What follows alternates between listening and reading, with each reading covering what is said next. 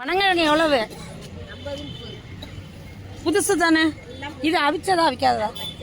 அவிக்கணுமா நம்ம வாங்கி? அது நம்ம வாங்கி அவிக்கணும். அது எவ்வளவு இது?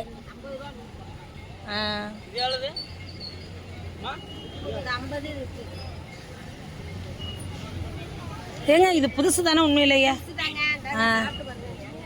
கொடுங்க. ஏதோ கெட்டுக்கிட்டு போயிருக்காதுல, ஒரு ஊசி போனது மாதிரிலாம் இருக்காது இல்லை? எப்படி நான் புற்றுல பார்க்கணும்?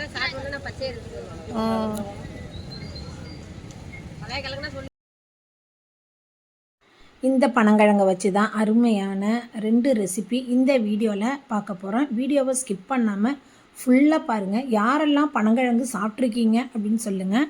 பனங்கிழங்கு யாருக்கெல்லாம் பிடிக்கும் அப்படிங்கிறதையும் மறக்காமல் கமெண்ட் பண்ணுங்கள். நான் முன்னாடியே சொன்னது மாதிரி நல்ல பனங்கிழங்கா, அதாவது ஃப்ரெஷ்ஷாக உள்ள பனங்கிழங்கா வாங்கிக்கோங்க. அவிச்சதும் விற்கும், அவிக்காததும் விற்கும். உங்களுக்கு அவிக்காதது வாங்கினீங்க அப்படின்னா இட்லி பானையில் வச்சு உப்பு போட்டு வேக வச்சு இது மாதிரி எடுத்துக்கோங்க. நான் அவிச்சது தான் வாங்கிட்டு வந்தேன். நீங்கள் வாங்கும்போது கடைக்காரவங்கள்ட்ட கேட்டுக்கோங்க ஃப்ரெஷ்ஷானதா அப்படின்ட்டு. ஏன்னா முதல் நாள் உள்ளதெல்லாம் கூட கொடுக்கறதுக்கு வாய்ப்பு இருக்குது. அதனால் நல்லா ஃப்ரெஷ்ஷானதாக வாங்கிட்டு வாங்க. இந்த பனங்கிழங்குல அதிகமான நார்ச்சத்து இருக்குது. இது எலும்புக்கு ரொம்ப உறுதியளிக்குது. செரிமான பிரச்சனைக்கு நல்லா சூப்பராக செரிமானத்தை தூண்டக்கூடியது. நிறைய சத்துக்கள் இந்த பனங்கிழங்குல அடங்கி இருக்குது. என்ன இது கொஞ்சம் வாய்வு பிரச்சனை ஏற்படுத்தும் அப்படின்னு சொல்கிறாங்க. ஸோ இதை நம்ம அடிக்கடி சாப்பிட்லாம். அதே நேரத்தில் கொஞ்சம் லிமிட்டாக சாப்பிட்டு வர்றது ரொம்பவே நல்லது. முன்னாடி உள்ள காலங்கள் எல்லாம் இது மாதிரி பனங்கிழங்கை வச்சு இது மாதிரியான ஸ்வீட் ரெசிப்பியோ காரமோ செஞ்சு பிரேக்ஃபாஸ்ட்டாக எடுத்துக்குவாங்க அப்படின்னு சொல்லிட்டு நான் கேள்விப்பட்டிருக்கேன். வாங்க இந்த பனங்கிழங்கை வச்சு சூப்பரான ஸ்வீட்டும் காரமும் எப்படி பண்ணலாம் அப்படிங்கிறது பார்க்கலாம். பாருங்கள், இது மாதிரி பனங்கிழங்கை நல்லா உரிச்சிடலாம். உரிச்சிட்டு வாஷ் பண்ணிவிடுங்க. நல்லா தண்ணியில் போட்டு வாஷ் பண்ணிவிடுங்க. ஏன்னா இதில் சில பிசுபிசுப்பு தன்மையெல்லாம் இருக்கும். வாஷ் பண்ணிவிட்டு உரிக்கும் போது உள்ளுக்குள்ளே நைஸாக ரொம்ப மெல்லினமாக ஒரு படலம் இருக்கும். அதையுமே சுரண்டி எடுத்துடுங்க. வாஷ் பண்ணிவிட்டு இது மாதிரி ஒரு காட்டன் வச்சு நல்லா ஈரத்தை தொடச்சி எடுத்துக்கலாம். இப்போ இது மாதிரி நம்ம உடைச்சோம் அப்படின்னா உள்ளுக்குள்ளே இது மாதிரி ஒரு போர்ஷன் ஒன்று வரும். அது யூஸ் பண்ணக்கூடாதுங்க. அதை நம்ம தூக்கி போட்டுடலாம். அதாவது குச்சி மாதிரி ஒன்று இருக்கும் பாருங்கள், இது மாதிரி இருக்கும். இதை எடுத்து நம்ம தூக்கி போட்டுடலாம்.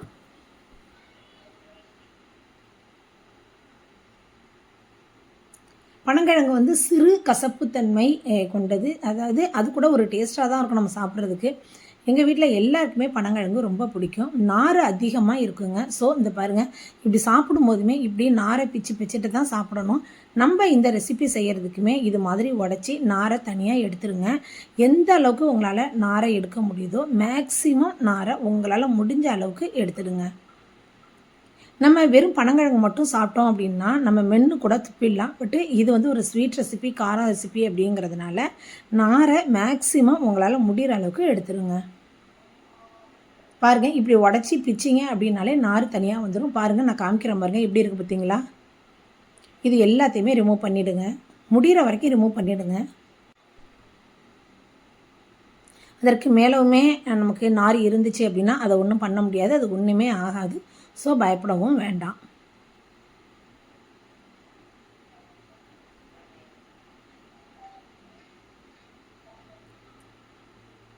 நான் மொத்தமாக 5 பனங்கிழங்கு எடுத்திருக்கேன். இது எல்லாத்தையுமே இது மாதிரி சிறு சிறு துண்டுகளாக நாரெல்லாம் எடுத்துகிட்டு கட் பண்ணி வச்சுருக்கேன் பாருங்கள். இப்போ இதை மிக்ஸி ஜாரில் சேர்த்து பல்ஸ் மோடில் போட்டு எடுத்துக்கலாம். ரொம்ப நைஸாக இருக்கக்கூடாதுங்க. பல்ஸ் மோடில் போட்டு ஒரு 2-3 டொரு விட்டிங்கன்னா போதும். இதில் ஆல்ரெடி உப்பு ஏற்கனவே இருக்குது அப்படிங்கிறதுனால உப்பும் நமக்கு இதை சேர்க்கணுன்னு அவசியம் கிடையாது. தேவைப்பட்டால் மட்டும் கொஞ்சம் உப்பு சேர்த்துக்கோங்க. இது மாதிரி பல்ஸ் மோடில் போட்டு கொரப்பாக எடுத்துக்கோங்க. பாருங்கள், இது மாதிரி இருக்கணும். நல்லா பொலன்னு இருக்கணும். இப்போ இதை 2 பார்ட்டிஷனாக பிரித்து ஒன்றில் ஸ்வீட்டும் ஒன்றில் காரமும் பண்ண போகிறேன். வீடியோவை ஸ்கிப் பண்ணாமல் ஃபுல்லாக பாருங்கள். இதே மாதிரி இன்ட்ரெஸ்டிங்கான வீடியோ பார்க்குறதுக்கு சாந்தி சாண்டல் விலாக்ஸை சப்ஸ்கிரைப் பண்ணிக்கோங்க. நிறைய உங்கள் ஃப்ரெண்ட்ஸ் அண்ட் ரிலேட்டிவ்ஸ்க்கு ஷேர் பண்ணுங்கள். இப்போ ஒரு பகுதி எடுத்திருக்கேன். இதில் நான் ஸ்வீட் பண்ண போகிறேன். ரொம்ப ஈஸிங்க, ரொம்ப குயிக்காக பண்ணிடலாம். பனங்கிழங்கு வாங்கிட்டு வந்துட்டோம் அப்படின்னா 5 நிமிஷத்தில் இந்த வேலை நமக்கு முடிஞ்சிடும். இப்போ இதில் தேவையான அளவுக்கு நாட்டு சக்கரை நான் சேர்த்துருக்கேன். உங்களுக்கு ஸ்வீட்டு எவ்வளோ தேவையோ அதற்கு தகுந்தது மாதிரி சேர்த்துக்கோங்க. நீங்கள் நாட்டு சர்க்கரையோ பனம் கருப்பட்டியோ வெல்லமோ எது வேணாலும் சேர்த்துக்கலாம். அதே மாதிரி தேவையான அளவுக்கு தேங்காய் துருவல் சேர்த்துக்கிறேன். ஏலக்காய் பொடி கொஞ்சம் சேர்த்துக்கிறேன். தேவையான அளவு அப்படின்னா ஒவ்வொருத்தருக்கும் ஒவ்வொரு விதமான டேஸ்ட்டு இருக்கும். ஒருத்தர் ஸ்வீட்டு நிறைய சாப்பிடுவாங்க, சில பேர் ரொம்ப கம்மியாக சாப்பிடுவாங்க. அதனால தான் தேவையான அளவுன்னு சொல்கிறேன். அதே மாதிரி தேங்காய் நிறைய பேருக்கு பிடிக்கும், நிறைய பேருக்கு தேங்காய் பிடிக்காது. உங்களுக்கு தகுந்தது மாதிரி உங்கள் டேஸ்ட்டுக்கு தகுந்தது மாதிரி பார்த்துக்கோங்க. இப்போ இது எல்லாத்தையுமே மிக்ஸ் பண்ணி சர்விங் பவுலில் மாற்றிக்கலாம். அவ்வளோதாங்க, பனங்கிழங்கு புட்டு ரெடி. ஸ்வீட் புட்டு ரெடி ஆயிடுச்சு. முன்னாடியெல்லாம் இது வந்து பிரேக்ஃபாஸ்ட்டாகவே எடுத்துக்குவாங்க அப்படின்னு சொல்லிட்டு நான் கேள்விப்பட்டிருக்கேன். இது மாதிரி ஸ்வீட்டு காரம்லாம் செஞ்சு வேணும்னா இதில் ஒரு ஸ்பூன் நெய் கூட நீங்கள் ஆட் பண்ணிக்கலாம்.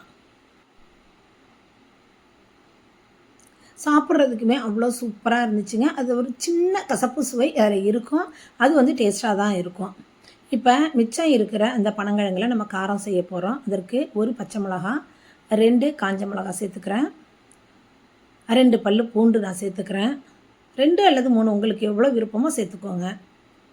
தேங்காய் துருவல் 1/4 மூடி சேர்த்துக்கிறேன். உப்பு தேவைப்பட்டால் நீங்கள் சேர்த்துக்கோங்க, இல்லைனா ஸ்கிப் பண்ணிவிடுங்க. இப்போ இந்த பனங்கிழங்க திரும்ப மிக்சியில் சேர்த்து ஒரு பல்ஸ் மோடு, ஒரு டொரு மட்டும் விட்டால் போதும். ரொம்ப மசியாக அரைச்சிட வேண்டாம், ஒரே ஒரு டொரு விட்டு எடுத்துக்கோங்க. இப்போ காரமும் நமக்கு ரெடி ஆகிடுச்சு. நல்லா பூண்டு வாசனையோட அவ்வளோ ஒரு டக்கராக இருக்கும் இந்த பனங்கிழங்கு, கார பனங்கிழங்கு. இதையுமே நம்ம சர்விங் பவுலில் மாற்றிக்கலாம்.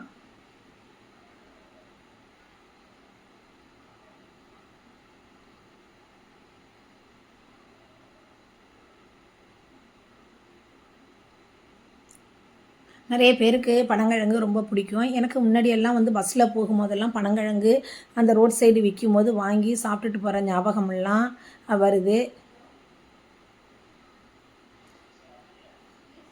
நிறைய பேர் பஸ்ஸில் போகிறவங்கெல்லாம் இந்த மாதிரி பனங்கிழங்கு சாப்பிடும்போது அது ஒரு டைம் பாஸ் மாதிரியும் இருக்கும் அவங்களுக்கு.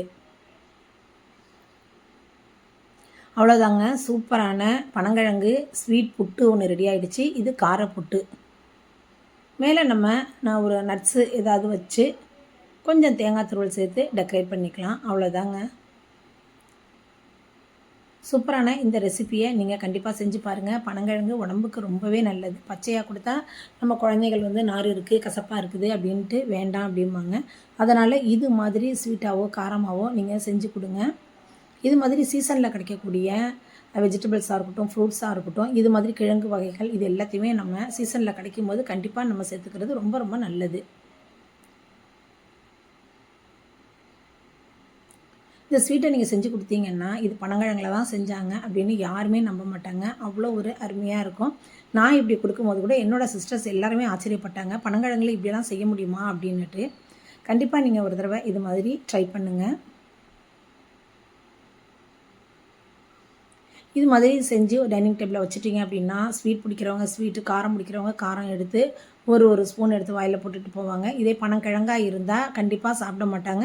அதாவது அந்த காலத்தில் உள்ளவங்க சாப்பிடுவாங்க, இப்போ உள்ள கிட்ஸ் எல்லாம் வந்து இதை பெருசாக எடுத்துக்க மாட்டேங்கிறாங்க. அதனால தான் அவங்களுக்காக இது மாதிரியான ரெசிப்பியை நான் செஞ்சு காமிச்சிருக்கேன். கண்டிப்பாக இதை செஞ்சு பார்த்துட்டு எப்படி இருந்துச்சு அப்படிங்கிறத மறக்காமல் நம்ம சேனலுக்கு கமெண்ட் பண்ணுங்கள். தேங்க்யூ.